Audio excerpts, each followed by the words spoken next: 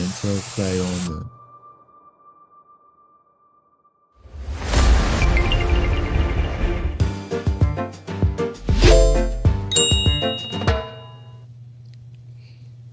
Good morning and welcome to The Future Is Now. I am your host, Reverend Christopher Riley. Normally we have Bishop Crystal Thomas with us, but unfortunately she couldn't be with us today. So we are here and we are with two awesome guests representing the Literacy Alliance of Fort Wayne. Literacy changes lives. I would like for both of them to introduce themselves to everyone in podcast land. And we'll start with the lovely young lady. Thank you, Christopher. I'm Melinda Haines, and I am the Chief Executive Officer of the Literacy Alliance. Yes, sir. And my name is Mike Jackson. I am the Outreach Coordinator with the Literacy Alliance. Wow. Thank you for taking time out of your busy schedule and joining us today on The Future Is Now. Please talk to us about how you ended up at the Literacy Alliance, and we'll start with Melinda. Well, it all really starts with education. Yes.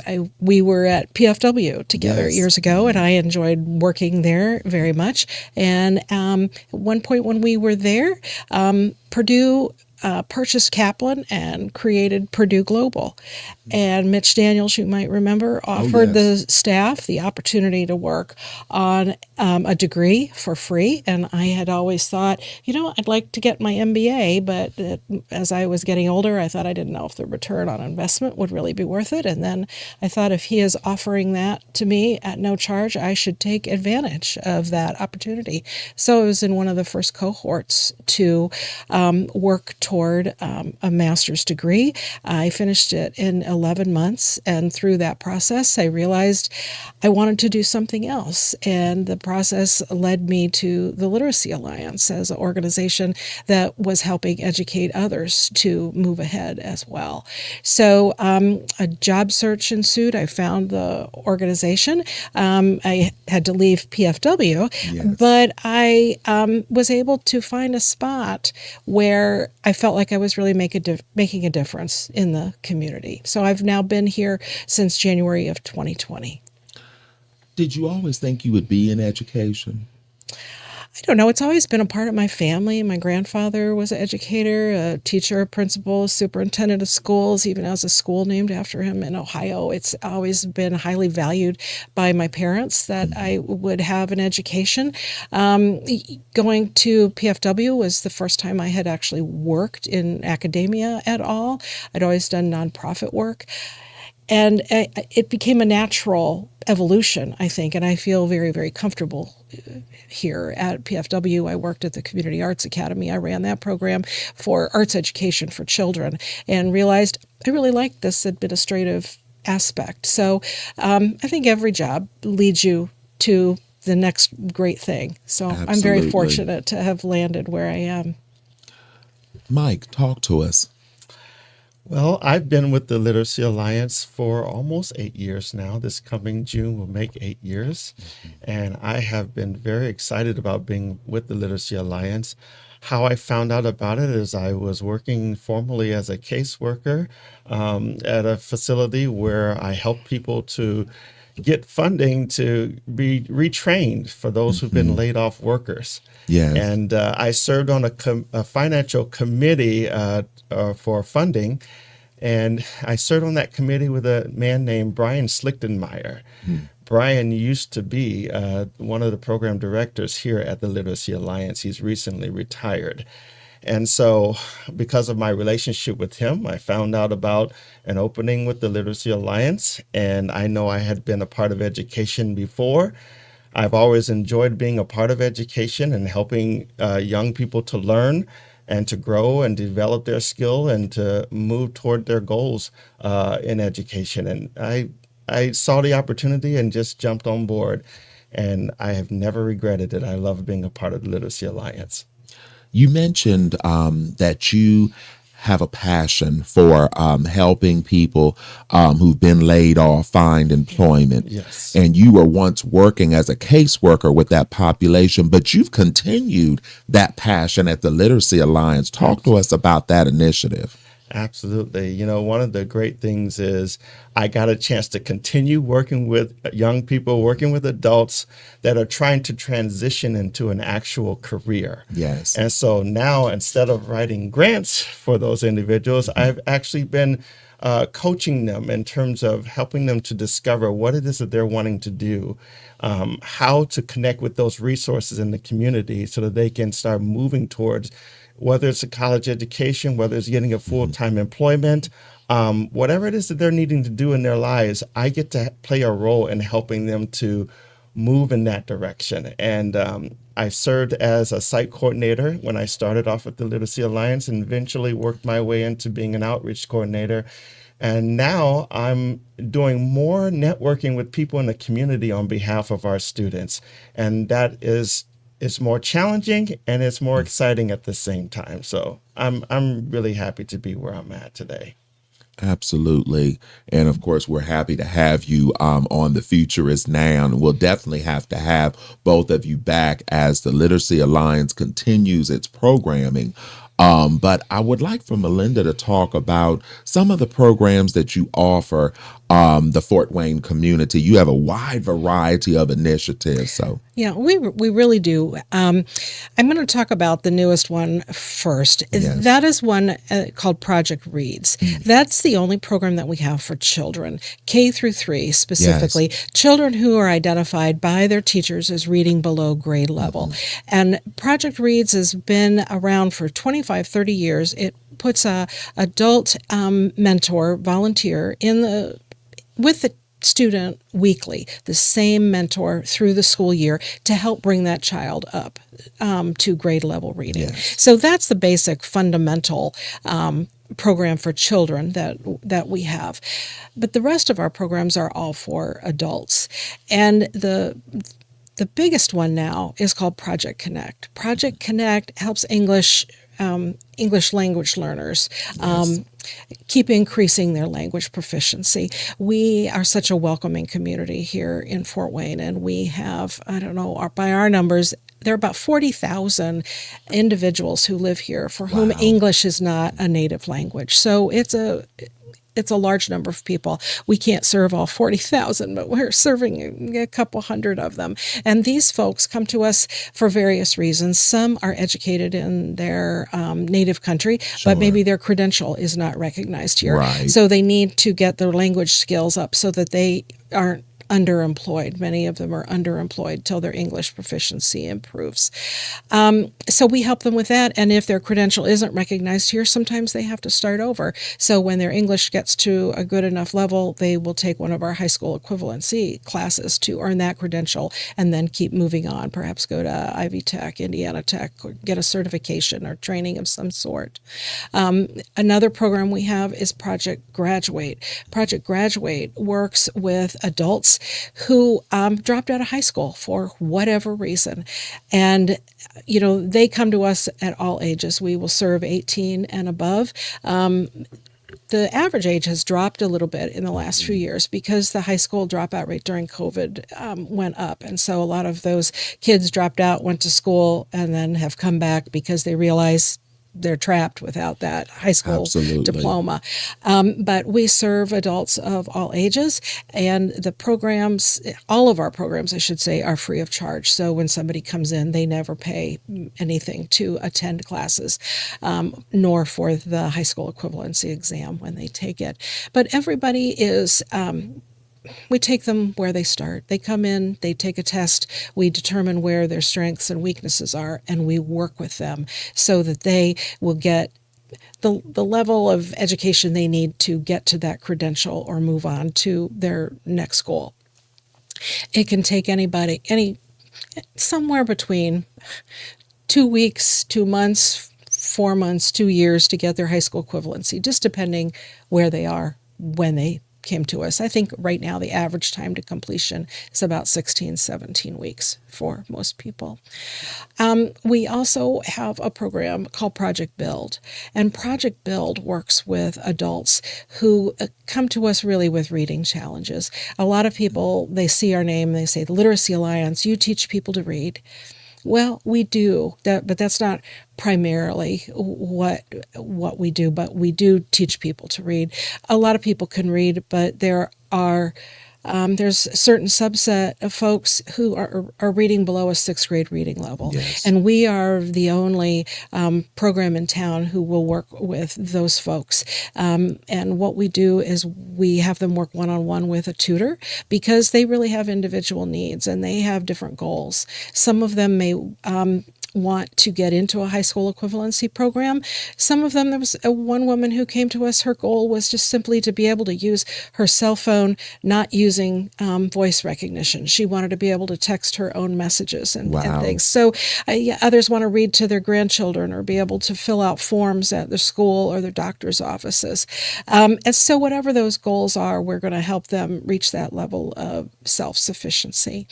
And then the other program that we have is called Project AIM, and we work with employers in the area. We do get funding from the state of Indiana, and some of that is allocated directly toward our teachers going into the work site and solving an educational problem for that employer. Right now, what we primarily do is teach English on site for several different manufacturing companies. These employers have folks who they've employed, and they would like to be able to promote them or make sure that they're all understanding all the safety aspects of the job.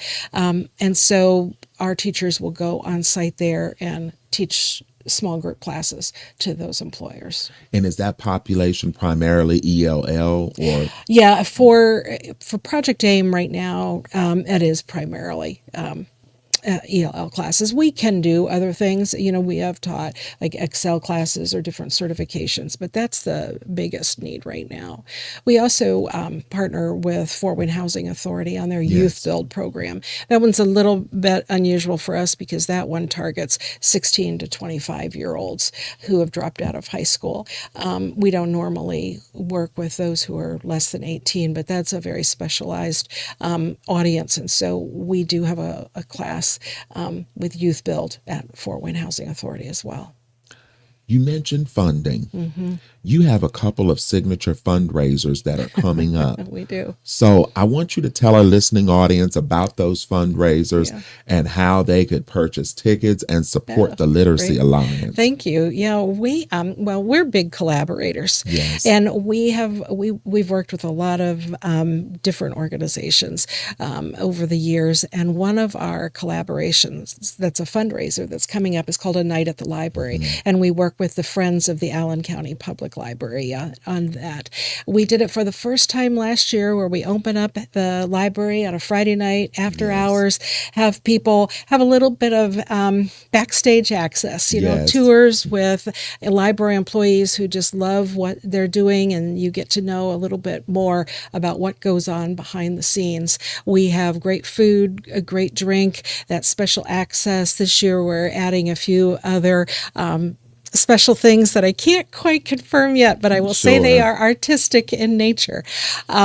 And we are excited to open the doors on Saturday, May 10th. At I think it's 6 o'clock or 6. I think it's actually 6:30. And tickets will be going on sale very shortly. They are $100 each, or you can buy 4 for $350 for the evening. And we'll have some fun raffles and some really great opportunities. And the money that we raise through that event actually is shared equally between the Allen County Public Library Friends and the Literacy Alliance. We work on that fundraiser jointly. And then our other fundraiser is Laughs for Literacy. We have done Laughs for Literacy for a number of years, and it has evolved into a stand-up comedy show. We've had it the last couple of years at Baker Street Station. No, Baker Street. What is the? I want to say restaurant. No. There's 2 things on Baker Street over there. Baker Street Center. That's it. The Baker Street Center. Come to Go Ministries. Yes. A lot of people would know it as that, and they've evolved. So this year we have Angel Gaines and Zach. Trying trying to think of what his last name is, but they are our headliners this year, and that is Friday, September 19th. And tickets will be on sale for that coming up in probably about 2 months or so. But that's probably our single biggest fundraiser for the year, and we have a lot of people who love to come out to that. We tell but student stories and successes that we've had, what a difference people's support makes to the Literacy Alliance, to our programs, and especially to our students. Those are very unique and innovative ideas. We want you and the listening audience to save the date and mark the calendars for Saturday, May 10th. That's Mother's Day weekend, so that would make an excellent gift. And true. Then you said Friday, September 19th is the comedy show down at Baker Street Center. Yeah. So maybe we'll have you on before then to help promote that event. Thank you. So we've talked about fundraising. We've talked about some of the programs that you offer. Talk to us about how one would get engaged if they're interested in volunteering or if they're interested in taking advantage of the services. Yeah, I think Mike would be great at talking about taking advantage of the services, first of all. Well, if a person wants to become a student at the Literacy Alliance and they're wanting to work towards their high school equivalency, it's very simple to do. You can either go online at theliteracyalliance.org, and as soon as you go on our homepage, you will notice that there's a button on there that says Become a Student.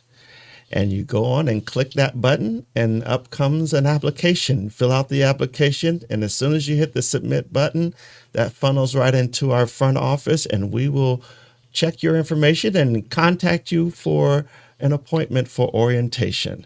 It's a very straightforward process. If you're not comfortable with being online and using our online application, anyone can come into our office and speak to any of our staff, and we will be glad to walk through the application process with you to help you get started.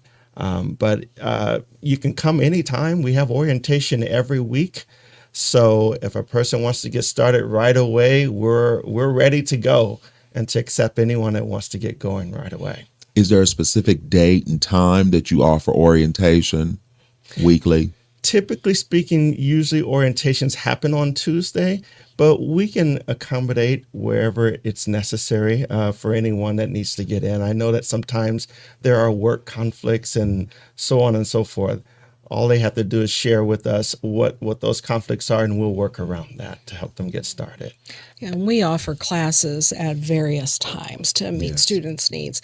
Traditionally, adult education is generally delivered in the mornings and in the evenings Yes. because a lot of our students are working. So you will see classrooms hustling and bustling during those times, and the orientations adjust. We'll have morning, afternoon, and evening ones to make sure that people's schedules are accommodated. Students for the high school equivalency classes, Project Graduate, those classes take about 9 hours a week, 3 hours a day, 3 days a week. So they need to be able to commit to that, plus some homework time. Absolutely. And that keeps them moving through the process. They have to commit to attending a minimum amount of time. And we want to make sure that they have progress. So, they come in, we get them assimilated, we assign them the class that's conveniently timed and located to them. We have locations in several different spots because we serve Allen County, Adams County, and Wells County. So we have classrooms at the library in Bluffton, and we have a classroom at the Merit Center in Decatur. We are located at the Summit. But we have classes at Fort Wayne Urban League. There's a new class there, and we have new classrooms at East Allen County Schools at Prince Chapman Academy. Oh, wow. Yeah, we have both Project Graduate and Project Connect classes there.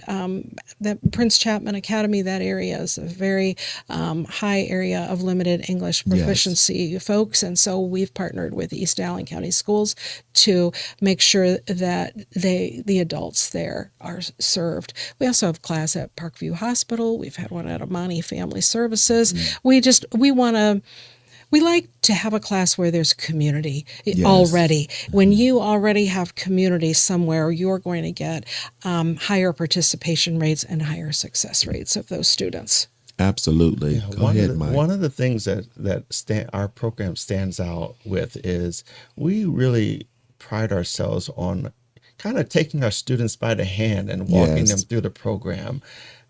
Each of our students will experience a lot of one-on-one assistance with their instructor. And we also, in each of our class, have volunteers, people who are former engineers, former professors and teachers who come in and volunteer their special skills to help our students learn and grow and meet their learning plan requirements. And so students are never left alone. They always have that extra helping hand when they need it to navigate through the program. And that's one of the reasons why so many people stick with us and follow through with our program. Yeah, and the navigators, we not only have teachers and site coordinators and Yes. volunteers, but we also have a digital navigator. We Wow. have somebody who makes sure that, she gets to each class, helps the students and the teachers learn how to use a computer. Yes. So many people, they have a phone. Just Right. about everybody has a phone, but the skills to use a computer are different. They are. So we need to make sure that every student that comes to see us has that skill when they leave. So there's digital literacy. And then we also have a career navigator and life coach, someone who works with every single student to make sure that they have a goal for their career or for future schooling. They walk out with they don't leave unless they have a resume, a Yes. cover letter. They get practice experience in mock interviews. We have at least twice a year, and maybe more often than that, trips to Ivy Tech Yes. to go over and visit campus. So many of our students have never even stepped foot on a college campus. So those things, those individuals, and those navigators are all staff. And so those folks make sure that we are able to deliver that one-on-one assistance Right. that the students really need, and it helps them immensely. Mike, you mentioned that each student has a learning plan. Talk to us about that. The educator in me, that piqued my interest. Yes, every student that comes into our program will attend orientation, and at their very first orientation, we will give an assessment for them. It's called the TABE assessment.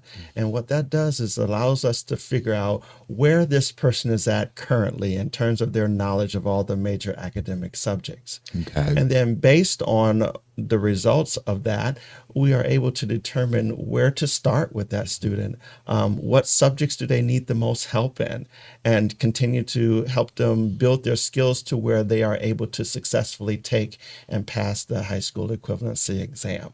And every 40 class hour, a student is retested to find out if they've been learning, and if Yes. and if they haven't been learning, we need to tweak things and change things so they will get on that learning track and move towards their goals.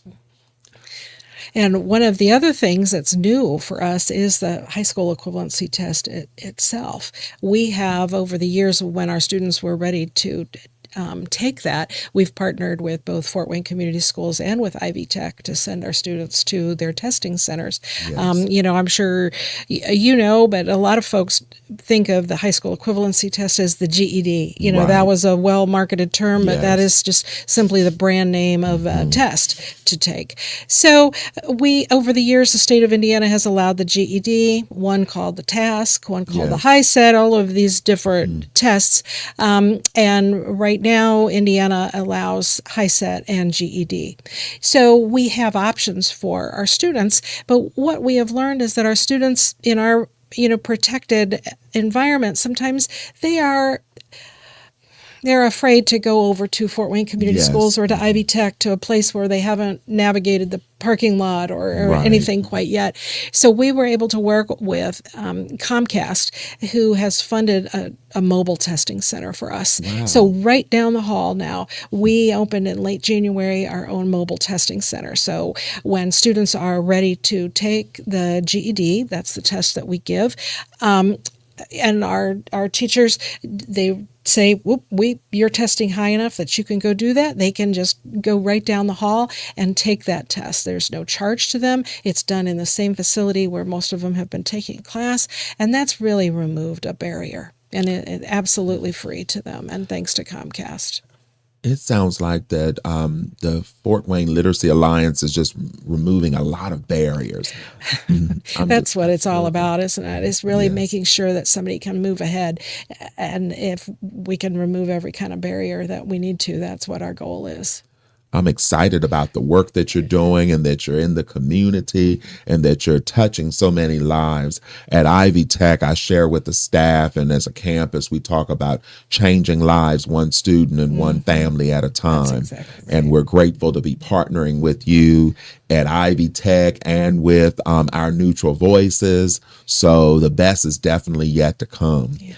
If there's somebody out there in podcast land who's interested in volunteering, how would they go about doing so? Well, it's not unlike what Mike suggested for the students. You go online and there's a volunteer button at the top, and it'll tell you about the different opportunities that we have, and we have them in virtually every program. For our children's program, Project Reads, also for adults, we have a place for you. You fill out an application, and Nikki Minarik, our volunteer and event coordinator, she will reach out, walk you through the process. After you've turned in the application, everybody gets trained and then gets assigned. So we couldn't do it without our volunteers. We have a couple hundred of them who help us do our job every year. Talk to us a little bit about a typical day for each of you. I know no 2 days are the same, but a typical day for Melinda Haines and a typical day for Mike Jackson.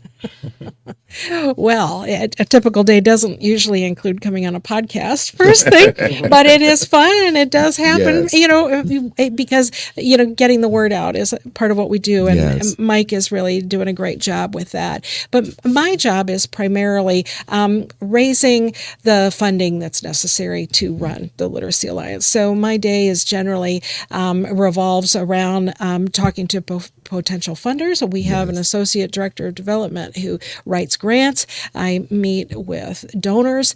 I, make sure that we have the resources that we need to have everybody operating at top speed. So, my day could be meetings. There's a lot of email. There's a lot of organization, and kind of just keeping the pulse of what's going on with everything. We have a director of operations, Francine Liebhauser, who I always say keeps the trains running on time. Yes. So she's the one who makes sure that the teachers, the site coordinators are all, doing their thing, especially as we have expanded. And I guess the other big part of my job is making sure that we expand not out of proportion to what we are Yes. able to do. We had a huge exponential increase starting about a year and a half ago, and that starts to really strain resources. So right now it's like, how do we have controlled growth? We got to Yes. keep moving, but how do we keep affording it? So that's what I work on every day. Mike, talk to us. And for me, I'm all about trying to keep our name out there in the community. The Literacy Alliance has been around since 1972, and you would think that after all those years, everybody would know who we are. But I'm finding out as I'm out there networking in the community, there's still a lot of people in Allen County, in Adams, and in Wells County that still don't know who the Literacy Alliance is. And if they do know, they don't know much about our services. So I spend a lot of time reaching out to many, many organizations, many other social service organizations that work with clients who might be in need of their high school equivalency. And I spend a lot of time going to do presentations for the staff that works with those clients. I invite a lot of those staffs to our facility to take them on a tour of our building and show them what we do, what we're about, and so that people can just get familiar with us.